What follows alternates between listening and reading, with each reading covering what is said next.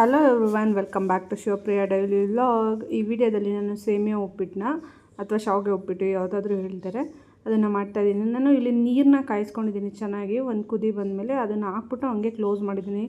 Of ಮಾಡಿಬಿಟ್ಟು 10 minutes ಬಿಟ್ಟರೆ ಸಾಕು, ಅದು ಚೆನ್ನಾಗಿ ಅರಳಿರುತ್ತೆ. ಆಮೇಲೆ ನೀರು ಸಪ್ರೇಟ್ ಮಾಡಿ ಎತ್ತಿಟ್ಕೊಂಡ್ರೆ ಸರಿ ಹೋಗುತ್ತೆ, ಚೆನ್ನಾಗಿ ಉಡುಡಿಯಾಗಿ ಬರುತ್ತೆ. ಇಲ್ಲಿ ನಾನು ನೆಕ್ಸ್ಟು ಒಗ್ಗರಣೆಗೆ ಸ್ವಲ್ಪ ಆಯಿಲು, ಸಾಸಿವೆ, ಜೀರಿಗೆ, ಕಡಲೆಬೀಜ ಮತ್ತು ಕಡಲೆಬೇಳೆನ ತೊಗೊಂಡಿದ್ದೀನಿ. ಅದ್ರ ಜೊತೆಗೆ ವೆಜಿಟೇಬಲ್ಸ್ ನಿಮ್ಗೆ ಏನೇನು ಬೇಕೋ ಅದೆಲ್ಲ ತೊಗೊಬೋದು. ನಾನಿಲ್ಲಿ ಚಿಲ್ಲಿ ಮತ್ತು curry leaves, beans, carrot, tomato, onion ಇಷ್ಟನ್ನ ತೊಗೊಂಡಿದ್ದೀನಿ.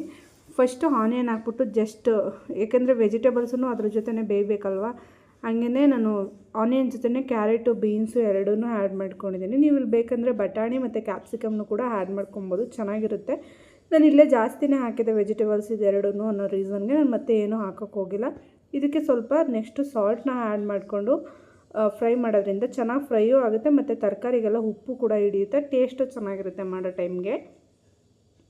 ನೆಕ್ಸ್ಟು ಇದೆಲ್ಲ ಫ್ರೈ ಆದಮೇಲೆ ಒಂದು 10 ಮಿನಿಟ್ಸ್ ಹಾಗೆ ಮುಚ್ಚಿಟ್ಬಿಟ್ಟು ಸಿಮ್ಮಲ್ಲಿ ಫ್ರೈ ಆಗುತ್ತೆ, ಚೆನ್ನಾಗಿ ಕುಕ್ ಆಗುತ್ತೆ. ಅದಾದಮೇಲೆ ಟೊಮೆಟೊನ ಆ್ಯಡ್ ಮಾಡ್ಕೊಳ್ಳಿ. ಟೊಮೆಟೊ ಆ್ಯಡ್ ಮಾಡಿಕೊಂಡು ಒಂದು 5 ಮಿನಿಟ್ಸ್ ಅಷ್ಟೇ. ಅದಾದಮೇಲೆ 5 ಮಿನಿಟ್ಸ್ಗೆ ಚೆನ್ನಾಗಿ ಸ್ಮ್ಯಾಶ್ ಆಗಿರುತ್ತೆ. ಅದು ಸ್ಮ್ಯಾಶ್ ಆದಮೇಲೆ ನಿಮಗೆ ಇದಕ್ಕೇನು ಮಸಾಲೆ ಬೇಕಾಗಲ್ಲ, ಜಸ್ಟು ಕಲರ್ಗೋಸ್ಕರ ನಾನು ಟರ್ಮರಿಕ್ನ ಆ್ಯಡ್ ಮಾಡ್ಕೊಂಡಿದ್ದೀನಿ. ನೆಕ್ಸ್ಟ್ ಅದಾದಮೇಲೆ ನಾನು ಇದಕ್ಕೆ ಶಾವಿಗೆನ ಮಿಕ್ಸ್ ಮಾಡ್ಕೊಂಡಿದ್ದೀನಿ.